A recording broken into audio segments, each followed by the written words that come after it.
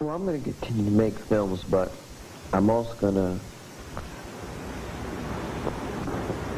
produce other films and give other young black filmmakers a chance to direct their own films.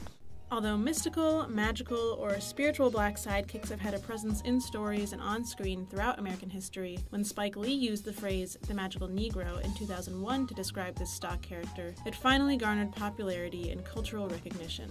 Somewhat related to the noble savage trope, which typically refers to indigenous characters, the magical or numinous Negro is usually not depicted so primitively as to be called savage, but is deeply related to the underlying idea of someone being wise despite their own heritage. As a disclaimer, the names of these tropes purposefully use outdated racial language in order to capture the underlying, antiquated racist ideals these characters are based on. While this is a deliberate tactic to keep people aware of the historical roots, we will use these terms as little as possible over the course of this video essay.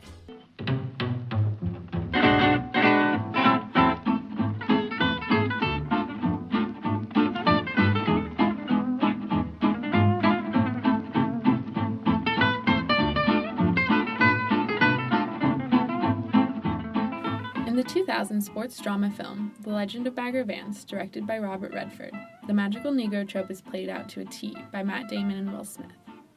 The story centers on Randolph Juneau, as he returns home to Savannah, Georgia after World War I. Deeply traumatized, Juneau can't assimilate back into his pre-war life. That life comes knocking when his ex-wife implores him to revive his golf game for an exhibition match she's organizing. Juneau can't manage to get himself to make the turbulent return, and so enters Bagger Vance. Who's that? Just me. Just a man trying to find somewhere to rest his tired feet, taking in some of God's glories. For $5 guaranteed, I'm offering you my caddy services. For $5. You know the winner gets $10,000, the caddy's cut is 10% of that, so that's $1,000.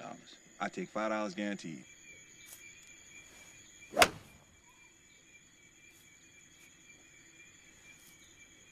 So, you're a golfer? No, I don't play golf. Well, you lost your swing. We got to go find it.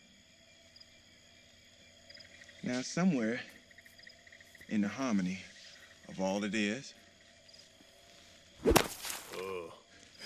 all it was, oof, all it will be.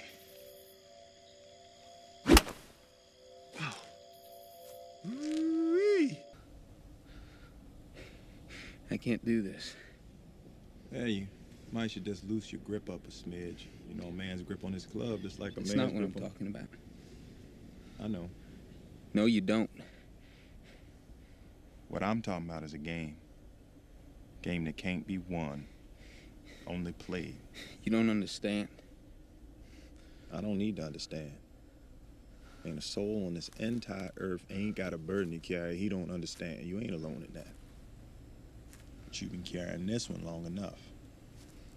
Time to go on, lay it down.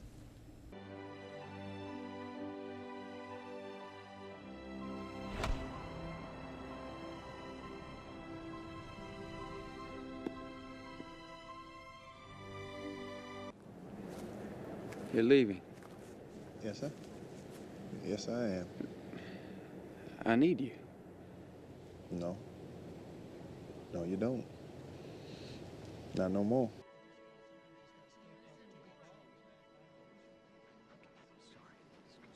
Before Spike Lee brought this stereotype back into the limelight, Sidney Poitier's role in the 1958 film The Defiant Ones is often considered the first modern portrayal of this trope.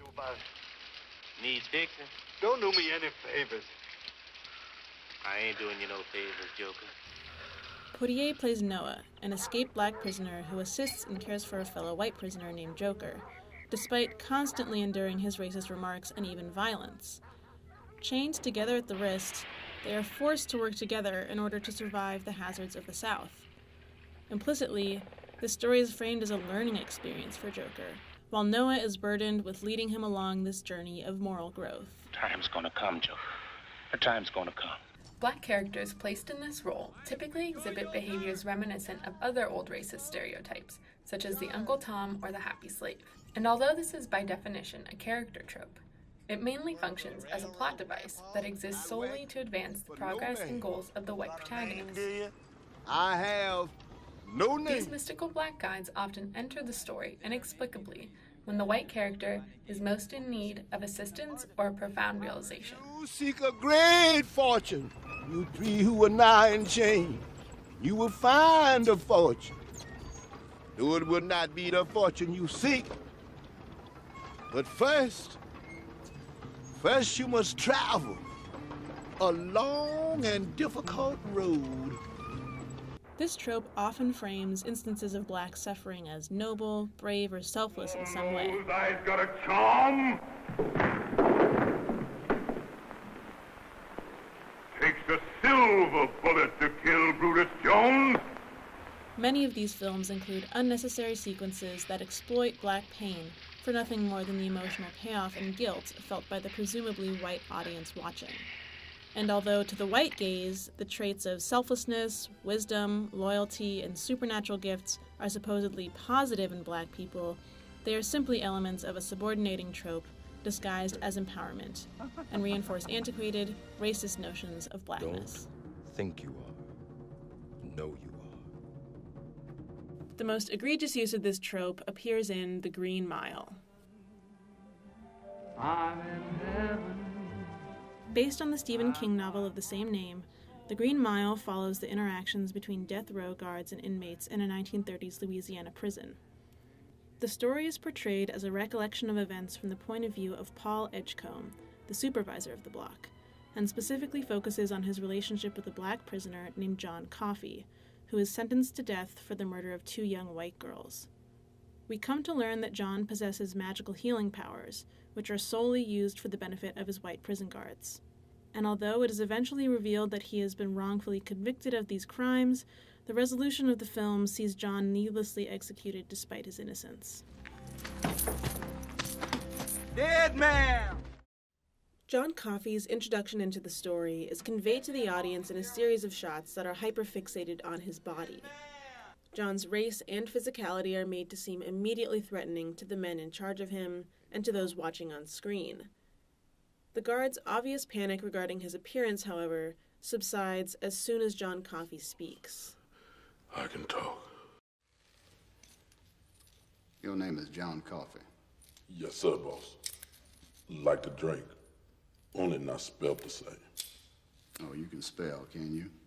These introductory scenes blatantly racialize his low intellect in contrast with his massive stature and high emotional sensitivity.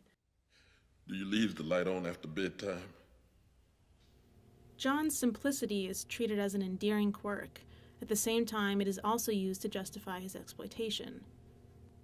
Foisting a childlike ignorance and docile demeanor onto John's character diminishes the threat of his physical and mystical powers, which allows the white characters to maintain their dominance through intellectual superiority, as if their jobs as prison guards didn't already establish their control over his literal life and death.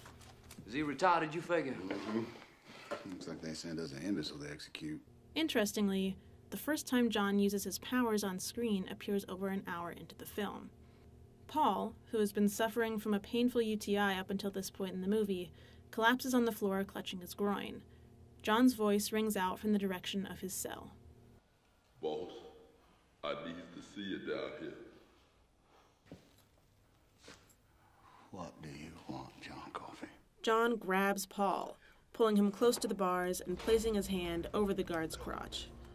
Both actions are deliberately portrayed as menacing acts of violence, and additionally poses an unspoken threat to Paul's sexuality. Nonetheless, Paul later finds that his infection has been magically cured. What did you just do to me?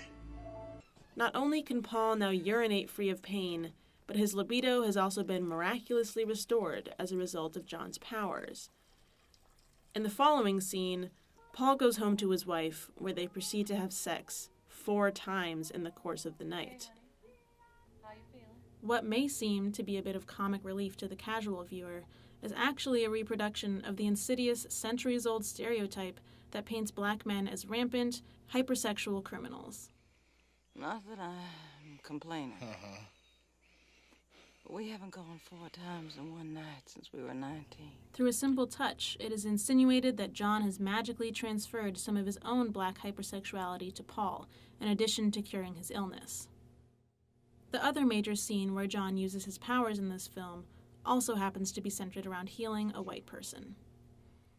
A side plot throughout the film follows the prison warden and his struggle to cope with the inevitable death of his wife Melinda, who is suffering from terminal brain cancer. I can't think how to tell my wife.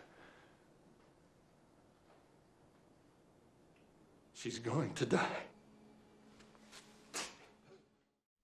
When the situation becomes desperate, Paul and the other guards conspire to break John out of prison for the purpose of healing her. They do so, however, without consulting John in any way.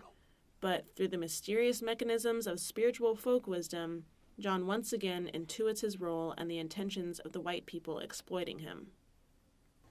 John, you know where we're taking you tonight? Hipper lady? That's right. But how do you know? Don't know. Tell the truth, boss. I don't know much of anything. I never have. This scene is an incredible display of the folk wisdom paradigm at its absolute worst. It suggests that John is supposedly too stupid to use his powers without the direction of white men, but is somehow smart enough to know that he is responsible for healing a woman he has never even met. The alternative and equally racist explanation is that John consciously chooses to reserve his powers to heal his oppressors, and is more concerned with their safety and survival than his own. While a simple touch was enough to heal Paul of his ailment, John kisses Melinda full on the mouth in order to literally suck the cancer out of her body.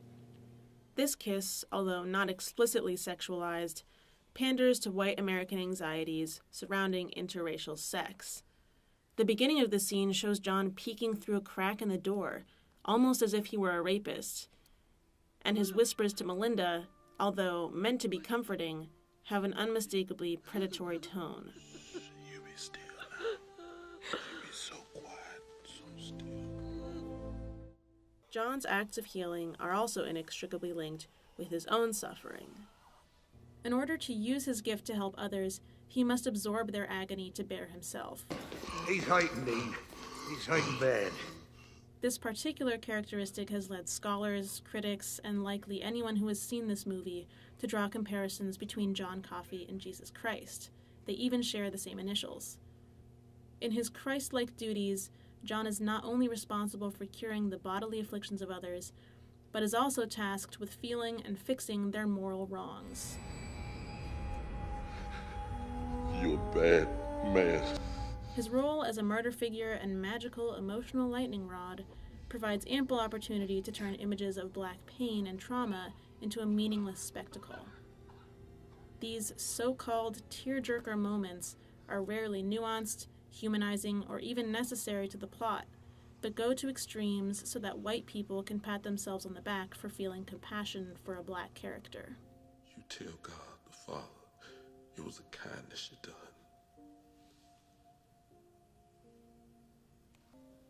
I want it to be over and done with. I do.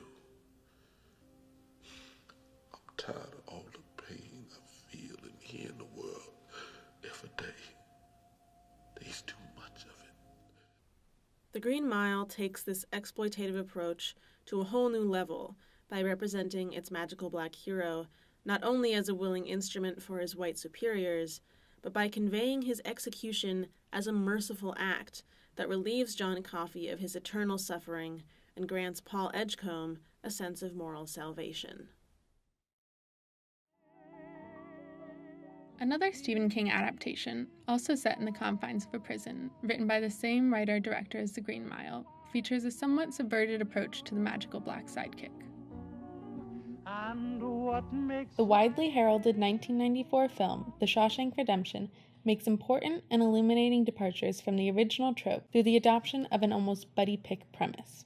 The film begins in 1947, with local Portland banker Andy Dufresne being convicted of murdering his wife and her lover. His conviction sends him to Shawshank State Penitentiary to serve 2 consecutive life sentences. There, he befriends Ellis "Red" Redding, played by Morgan Freeman. It is quickly revealed that Red is the guy who can get it for you.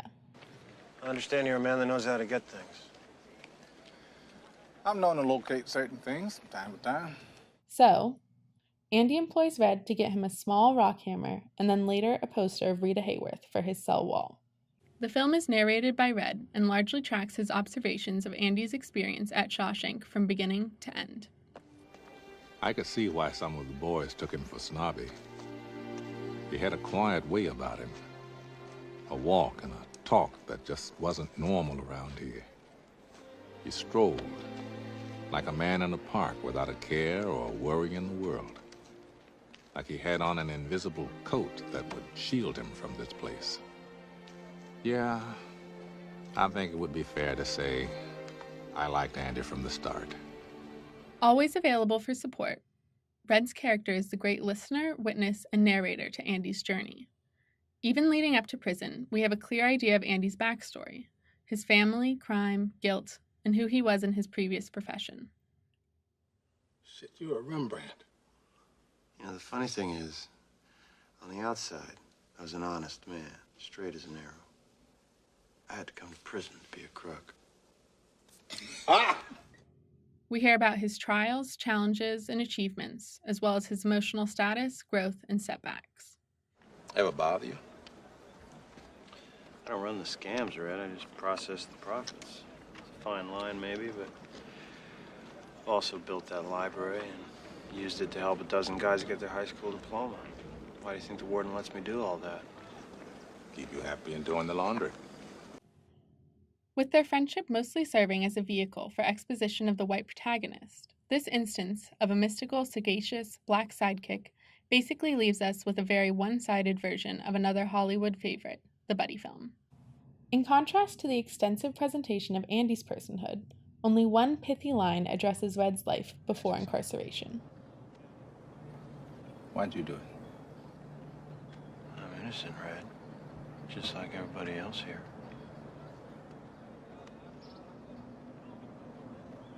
What are you in for? Murder. Same as you. Innocent? Only guilty man in Shawshank. While Andy's character is certainly less inept than the typical white male lead in need of transcendent assistance, over the course of their friendship, Red's most valuable purpose is restricted to his ability to procure for Andy the supplies he ultimately uses to escape prison. The day before his escape, Andy tells Red about his dreams of life after incarceration. I'll tell you where I'd go. Zihuatanejo. So, Zihuatanejo. It's in Mexico. Red? If you ever get out of here, do me a favor. Sure, Andy. Anything.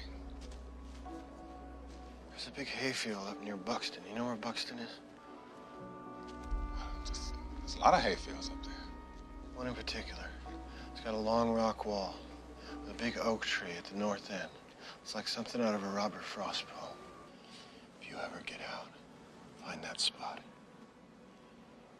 At the base of that wall, you'll find a rock that has no earthly business in a Maine hayfield. There's something buried under it I want you to have. What, Andy? What's buried under there? After his epic break from prison, using the alias he conjured for the warden's money laundering, Andy meticulously pursues his dream and voyages south to live the remainder of his life in bliss. And came out clean on the other side. Andy Dufresne, headed for the Pacific. Sometime later, after 40 years behind bars, Red is finally released from Shawshank, though he struggles to adjust to life on the outside. Red finally decides to follow Andy's instructions and find his buried box. In it, he discovers money to buy bus tickets and a letter inviting him to join his friend on the beach. Interestingly enough, Morgan Freeman's character was not originally African American in Stephen King's story, but rather a red-haired Irish American. Initially, the role was supposedly to be cast with Harrison Ford, Robert Redford, or Paul Newman, but Morgan Freeman's gift for narration ultimately secured him the role. Even though the casting of Morgan Freeman in place of a white actor may seem innocuous or even progressive to some, the change does in fact make a difference in how the audience and filmmakers perceive the roles and actions of the main characters. The main point is that simply changing the color of a character's skin is not in fact a simple maneuver at all, and actually, when glossed over, can lead to racialized implications such as the numinous black character tropes. The ending of Shawshank Redemption provides a very satisfying reunion when Red reaches Andy on the bright beaches of Mexico. As the pair is reconciled, the general sentiment the audience feels is that Andy's hope throughout the film has reignited Red's belief in life and redemption. This ending does indeed subvert the usual parameters of the trope because it is Andy who rescues Red from a life determined by institutionalization. The conclusion does not absolve the film from its problematic portrayal of blackness because, as we know, Red's role still perpetuates the norm that black characters are valued only in their capacity to aid their white counterparts. In this way, black characters are reduced and robbed of the complexity and independence afforded to the white protagonists. The part of Red is still extremely limited in range because all his meaningful action relies almost entirely on the actions of the main white character. The movie camouflages the way in which the two main characters' relationship merely upholds historic racial power imbalances of the established social hierarchy. It says, solving any old regular white person's problems and validating their well-being and emotions is a more important endeavor than doing the same for black people. The trope appears in a myriad of other films in characters like Bubba from Forrest Gump. Sit down if you want to. What's happening to me? Breathe into the bag, Jack. Or Cash in The Family Man. One of the most notorious cases occurs in the comedic hit Bruce Almighty and its sequel Evan Almighty, where Morgan Freeman literally plays the role of God. Yeah, it is for most people. Spend their lives in the dark, trying to hide from me.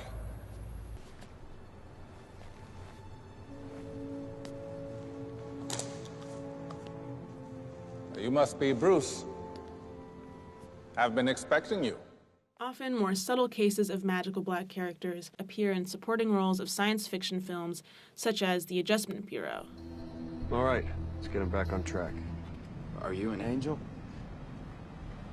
We've been called that. We're more like case officers, who live a lot longer than humans. Why are you helping me? I have my reasons. So what's the solution? How do we stop heinous misrepresentations of black characters, and by extension, black people, from gracing our screens? The first and most important step is to follow Spike Lee's call to support black filmmakers as they create authentic representations of blackness. Second, we must establish awareness of the mechanisms and effects of these stereotypes, like this satirical Key and Peele sketch, which turns the trope on its head by making the peripheral, magical characters the subjects of their own conflict.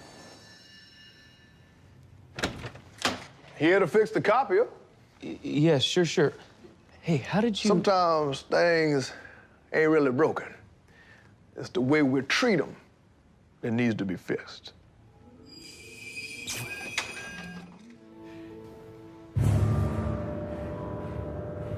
Well, maybe it isn't Mr. Stanley, Carl.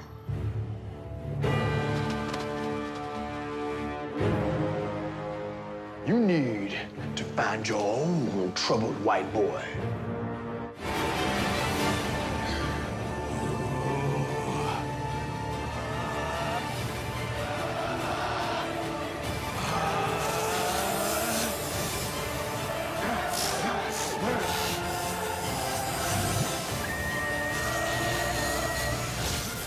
Lastly, stop expecting black folks to unfairly provide support or service work for others, especially for those of us who are white.